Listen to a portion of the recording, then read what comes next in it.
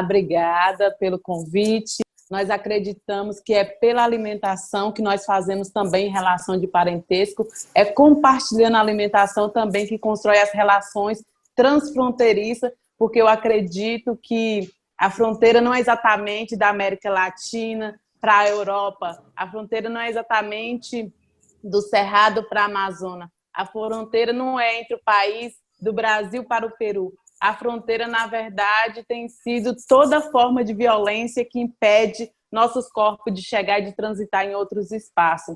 Eu sou Célia Chacriabá, da região sudeste do Brasil. As pessoas vão olhar na internet e vão ver que o território de Chacriabá está localizado na margem do Rio São Francisco, mas eu comparo que o não acesso ao Rio São Francisco, porque só foi demarcado um terço do território original, o território de Chacriabá, eu comparo essa relação como um filho, como uma mãe que é retirada do direito de amamentar seu filho. Nós podemos crescer, mas nós crescemos com trauma porque nós não fomos viver exatamente na beira do rio.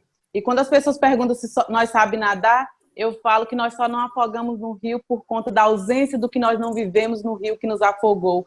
E que o que isso tem a ver exatamente com o pensamento da garantia de direito pela territorialidade. Qual é a principal arma que nós usamos? Nós usamos a nossa luta, a nossa resistência, porque as pessoas lutam com arma de fogo. Nós lutamos com a força da ancestralidade e da espiritualidade, porque não se explica a resistência dos povos indígenas senão por essa força da ancestralidade, ao meio também a esse antropoceno. E nós precisamos com urgência repensar esse modelo de sociedade, porque é consenso para as pessoas que o prato mais bonito, que vai dar sustância para o corpo, é aquele que é diverso, é aquele que é colorido. Mas as pessoas não pensam assim também para o plano de sociedade. E nós temos medo da monocultura, da monoculturação, porque toda monocultura mata. Ela mata o corpo, ela mata a terra, porque estão colonizando também nossos territórios e as terras, e ela mata o pensamento. Então, nenhuma sociedade, nenhuma humanidade resiste à sua própria monoculturação. E é urgente pensar esse lugar da alimentação, porque quando nós falamos de alimentação, não estamos falando somente sobre soberania alimentar, nós estamos falando sobre saborania alimentar, é sobre o sabor, porque quando uma diversidade de alimentação vai embora, vai com ela parte do conhecimento também. Então é urgente pensar nessa força ancestral, porque nós estamos lutando para curar a terra, nós estamos lutando para curar a semente, nós estamos lutando para curar a humanidade. E não é possível pensar em garantia de uma alimentação, em garantia de um direito, a conexão com a ancestralidade, se o nosso território, a nossa morada coletiva, que é o território, está sendo negociada. Nós precisamos urgentemente pensar uma luta da redemocratização do uso da terra, porque as pessoas falam muito em democracia e falam que comer é um ato revolucionário. Se comer é um ato revolucionário, imagina compartilhar. E eu lembro disso porque quando eu conversava com uma parenta, Guarani Kaiowá, e ela dizia, você sabia que uma liderança do meu povo quase perdeu seu lugar de liderança por guardar um capivara no congelador? Eu falava para ela, mas o que afrontoso tem tanto isso, guardar uma capivara no congelador? Ela falava, não, porque se fosse uma outra alimentação, se fosse um outro de comer, poderia guardar no congelador. Mas sabia que nós podemos ficar sem a dádiva da caça 1 ano de castigo porque não compartilhamos esse alimento e congelamos a caça? Depois de 3 meses que eu encontrei ela, eu falei, agora eu entendi. Porque certamente naquela noite não foi somente a caça, a comida de encher a barriga que foi colocada no congelador, mas quantas transmissões do conhecimento também foi congelada. Nós precisamos reacender esse fogo da transmissão, do compartilhar alimento, porque tem coisas que dá para guardar no congelador.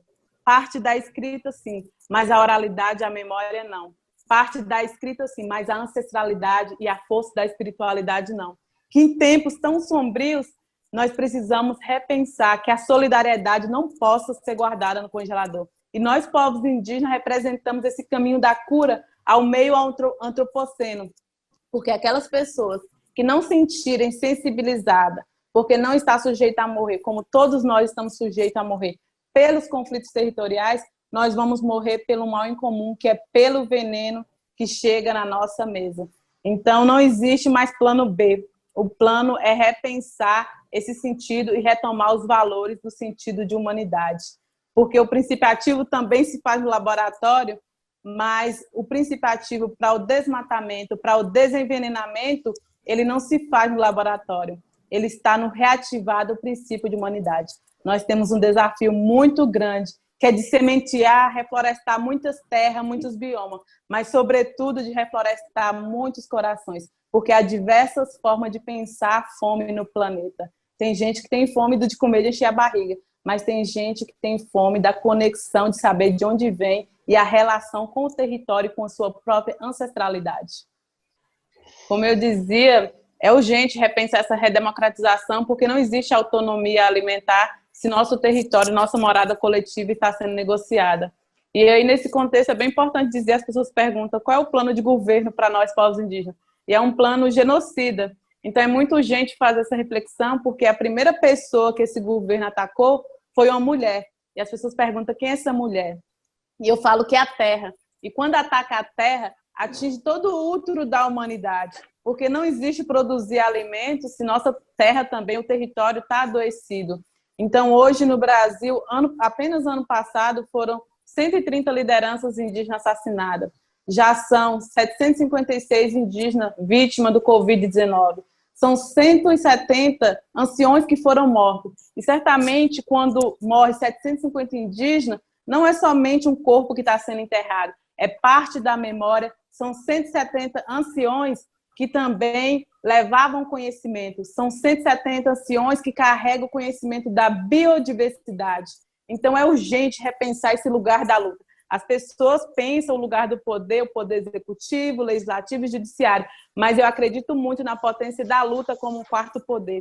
E é isso que nós, mulheres indígenas, estamos fazendo também, porque nós acreditamos que nossa luta é pelo território, porque o território é todo o conjunto do pertencimento daquilo que nos pertence.